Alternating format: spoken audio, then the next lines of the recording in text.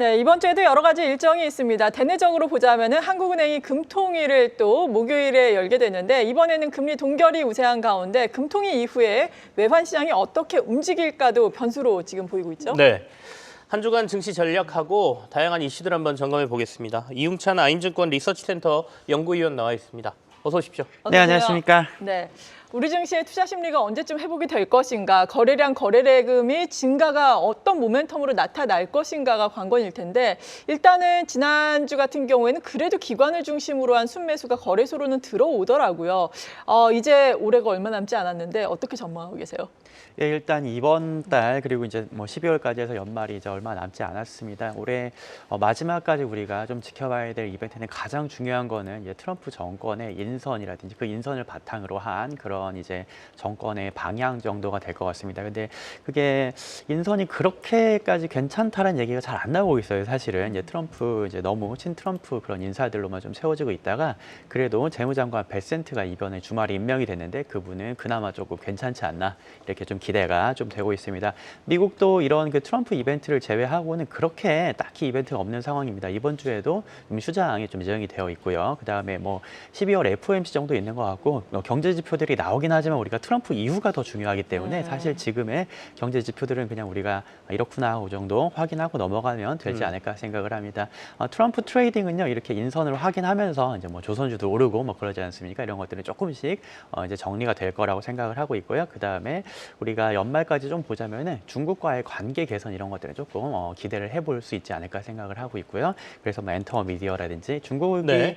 뭐 비자를 꼭 열어주는 게 이제 여러 가지도 있지만은 뭐 이제 관계 개선이라고 우리가 좀 보면 좋지 않을까 생각을 합니다. 그리고 국내 마지막으로 이슈를 말씀드리면은 여러 가지 법 개정의 논란들이 있습니다. 상법 개정 아니면 뭐 금투세를 폐지를 얘기를 했습니다만은 뭐 아니면 이제 배당 분리, 배당 과세, 분리 과세 이런 것들까지도 아마 연말까지 조금 더 논의가 되지 않을까 이렇게 생각하고 있습니다. 네, 몇 가지 이제 이슈들을 점검해 주셨고.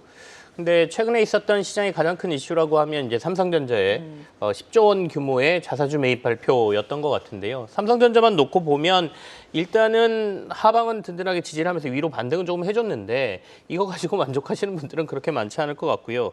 다만 주말 사이에 엔비디아 쪽으로 5세대 HBM3 제품 공급 이슈가 조금 나왔습니다. 어떻습니까? 이 얘기가 나온 이후에 조금 더 반등이 이루어질 수 있을 걸로 보세요.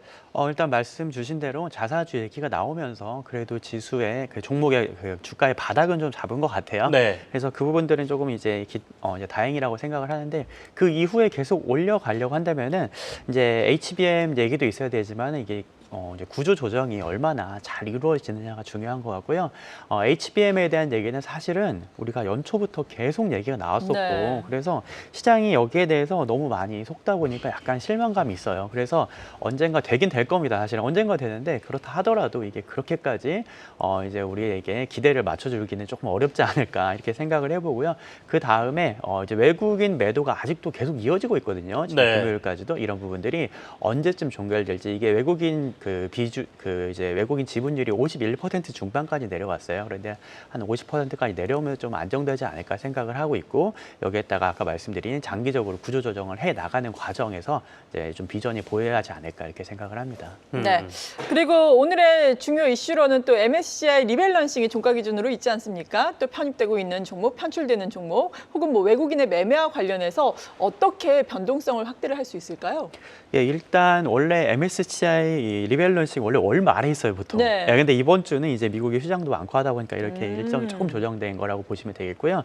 이번에 특징적인 게 있다면 현대 로템 하나 들어가는데 7종목이나 편출이 됩니다. 이게 네. 사실 되게 안 좋은 거고 그만큼 우리 자금을 우리 시장을 추종하는 자금에서 종목들이 많이 나갔다는 얘기거든요. 업종을 보면은 이제 소재라든지 아니면 이제 뭐 2차 전지 관련된 쪽에서 많이 좀 편출이 됐었고요.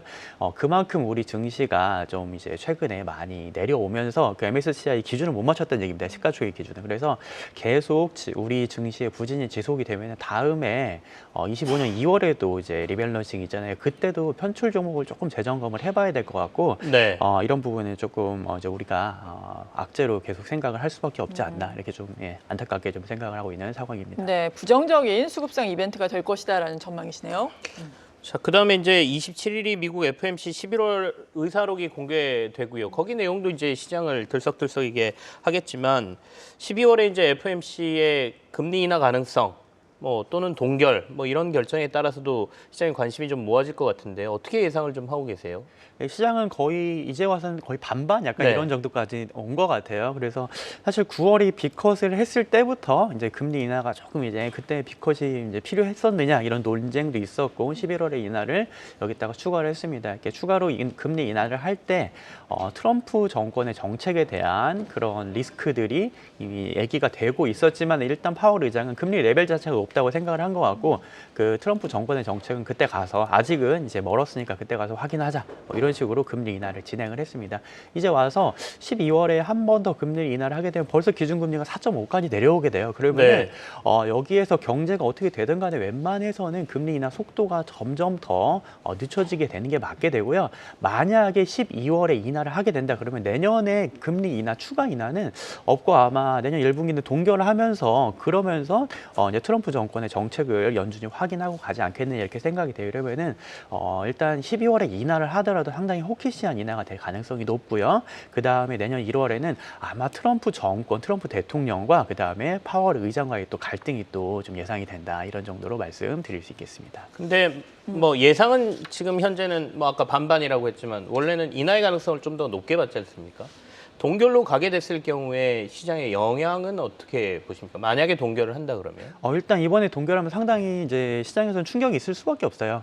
이제 서프라이즈 동결이 되니까 그렇게 될 것 같고, 근데 이게 점점 올라오는 상황이고 네. 이 동결인 가능성이 그리고 사실 시장에서 금리 인하에 대해서 약간 이제 좀 과도하게 이제 기대를 했던 게 아닌가 이런 생각도 들고 최근에 지난주도 그렇고 계속 연준 위원들이 나와서 파월 의장도 그랬잖아요. 금리 인하를 할 수는 있지만 지속적으로 계속된다거나 속도가 뭐 더 계속 유지된다거나 하기보다는 속도가 조금 더 늦어질 것이다 이렇게 얘기를 한 만큼 조금 더 그런 부분에 대해서 우리가 이제 증시에는 반영을 좀 더 해야 되지 않을까 해가는 과정이다라고 생각을 하고 있습니다. 네, 이에 따른 한국은행의 결정도 궁금한데 일단은 이번 주 목요일에 금융통화위원회가 열리게 됩니다. 이번 11월 금통위를 통해서는 기준금리 동결이 뭐 거의 확실시되고 있는 분위기인데 이런 가운데 또 IMF 뭐 한국 미션 단장이 우리나라에 방한을 했다가 환율 변동성 그렇게 큰 위험은 아니다. 점진적인 금리 인하를 권한다. 이런 얘기도 했잖아요. 이런 이야기에 영향을 받는 것인지 한국은행의 선택과 그 이후에 또 환율의 움직임은 어떨 것으로 보세요?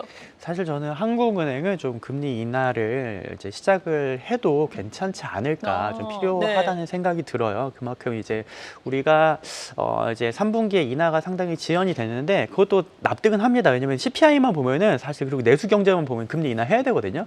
그런데 아파트 가격이 이렇게 올라가서 못한다라는 것도 우리가 어느 정도 한국은행의 고민을 이제 이해는 할 수 있을 것 같습니다만 아파트 가격도 3분기 이후로 어느 정도 상승세가 좀 주춤해진 상황이고 환율 문제에 대해서 지금 1,400원까지 왔기 때문에 환율이 문제가 된다는 것들은 이제 우리가 또 이해를 할 수 있겠습니다만 또 이게 원화가 특히 약세로 간다기보다는 달러화의 문제거든요. 이제 그렇게 생각해 보면은 꼭 한국은행이 이제 동결을 꼭 해야 되느냐 이런 부분에 대해서는 이제 논쟁이 있을 것 같고요.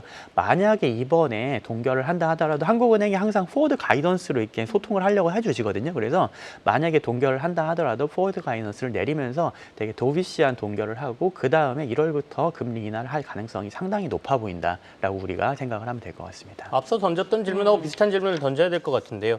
한은의 금리 결정이 시장에 미칠 영향은 어떻게 보십니까? 일단은 동결이 지금 우세하게 보고는 있는데 말씀하신 것처럼 내수를 보면 지금 인하를 해야 되는 상황이라고 하지 않습니까? 만약에 깜짝스러운 인하 발표가 있다 그러면 시장에 도움이 될까요? 예, 도움이 충분히 될 것 같고요. 특히 지금 코스닥, 뭐 바이오, 헬스케어 종목 변동성이 되게 심하거든요. 좀 많이 올랐다가 또 조정받은 것도 있지만 이제 그런 부분들 특히 국내 증시가 지금 펀더멘탈도 펀더멘탈이지만 유동성이 상당히 부족한 그런 모습이 나타나고 있어요. 최근에 이제 뭐 해외 시장이라든지 아니면 뭐 가상화폐라든지 뭐 나가는 유동성들도 많고 이런 부분에 대해서는 충분히 이제 플러스 요인이 될 것 같고 여기에 더해서 어차피 제 생각에 이번에 12월에 이제 이번 주죠. 이번 주에 동결을 한다 하더라도 1월까지 금리 인하를 둘 중에 한 번은 하게 될 것 같습니다. 그래서 그런 쪽에 대해서 우리가 열어두고 생각을 하는 게 좋을 것 같습니다. 네, 이번에 동결을 한다면은 12월에는 또 없고 1월에는 인하를 할 것이다라는 말씀이었네요. 지정학적 리스크도 좀 볼까요? 러시아 우크라이나 전쟁은 이제 트럼프 당선인이 빨리 끝내고 싶다는 의지를 강하게 보이고는 있는데 도리어 좀 격화되는 모습도 보여주지 않습니까? 이 지정학적 리스크가 시장에 미치는 영향은 어떻게 보세요? 제가 저번에 나와서 말씀드렸던 게 트럼프가 되면 여차저차해서 어떻게든 이제 이제 지정학적 리스크를 낮출 거다라고 말씀을 드렸던 네네. 그런 기억이 납니다. 이번에도 마찬가지라고 생각을 해요. 그래서 트럼프 정권의 가장 큰 목적은요, 물가 낮추고 그걸 가지고 금리를 조금 더 낮추고 그러면서 경제를 이제 그 바이든 시대에 어려웠던 물가를 최대한 좀 안정시켜보는 뭐 이런 것들이 이제 정치 이제 경제 정책의 목표가 있거든요. 이제 그런 상황에서 우크라이나의 휴전은 필수라고 생각을 합니다. 그리고 여러 가지 뭐 러시아에 대한 그런 그 개조와 동결을 뭐 해제한다든지 그런 것들이 정책이 있기 때문에요. 이런 부분들은 뭐 완화되는 방향으로 저는 생각을 하고 있고요. 근데 전쟁이 마지막에 끝나기 직전에 뭔가 마지막 이제 협상에 돌입하는 상황에서 지정학적 갈등이 확대되는 거는 이제 뭐 당연히 뭐 우리가 피할 수 없는 상황인 것 같거든요. 그래서 우리가 슬슬 막바지 국면을 향해 가는 상황에서 지정학적 리스크가 올라간다라고 생각을 하고요. 저는 결국에는 트럼프 정권이 출범하고 나면 글로벌 지정학적 리스크는 내려가는 쪽으로 생각을 하는 게 큰 방향에서는 맞지 않을까 이렇게 보고 있습니다. 네. 그리고 이번 주에는 미국의 추수감사절이 있습니다. 이에 따라서 목요일장 미국 증시 휴장하고 금요일장 같은 경우에는 오후 1시에 조기 파쟁을 하게 되는데 금요일이 또 블랙 프라이데이잖아요. 블랙 프라이데이 또 사이버 먼데이 그 다음 주를 통해서 소비가 여전히 활발하다라는 것을 확인을 한다면은 미국 증시에 추가 랠리가 가능할까요? 예, 물론 이제 이번 주 이제 이벤트들 상당히 중요합니다. 뭐 1년에 가장 중요한 네. 소비 이벤트가 될 텐데 근데 미국 소비에 대해서 지금 막 엄청나게 우려가 있다거나 컨센서스가 막 흔들린다거나 그렇지는 않은 것 같아요. 그래서 이거는 그냥 우리가 뭐 확인하는 그런 이벤트 정도 될 것 같고 네. 지금 이번 뭐 지난주부터 해서 계속 트럼프 정부의 인선이 나오고 그다음에 거기에 맞춰서 이제 정책 이런 것들이 확인이 되고 있기 때문에 이제 그런 부분에 조금 더 초점을 맞추는 게 맞지 않을까 생각을 하고 있고요. 그러면서 이번 주는 사실 국내 증시는 큰 변동은 없지 않을까 생각을 합니다. 많이 올라왔어요. 사실 저점에서 네. 거의 뭐 100포인트 이상 올라왔고 여기에서 이제 우리가 트럼프 정권이 여튼 들어온다고 하면 우리한테 좋을 건 없기 때문에 근데 또 코스피가 2,500 초중반까지 올라왔으면 조금씩 이제 또 차익 줄여가면서 그러면서 이제 또 대응을 하다가 또 지수 자체는 많이 내려왔기 때문에 여기에서 네. 또 많이 내려오면 또 반등하는 정도를 기대하면서 매매를 하면 되지 않을까 생각을 하고 있고요. 그다음에 뭐 이번 주 이제 금통이라든지 이런 것들을 우리가 잘 지켜보면서 증시의 호재가 될 요인들은 아직 남아 있다라고 생각을 하는 게 맞을 것 같습니다. 네, 지금까지 아임증권 리서치센터의 이용찬 연구위원이었습니다. 감사합니다. 네.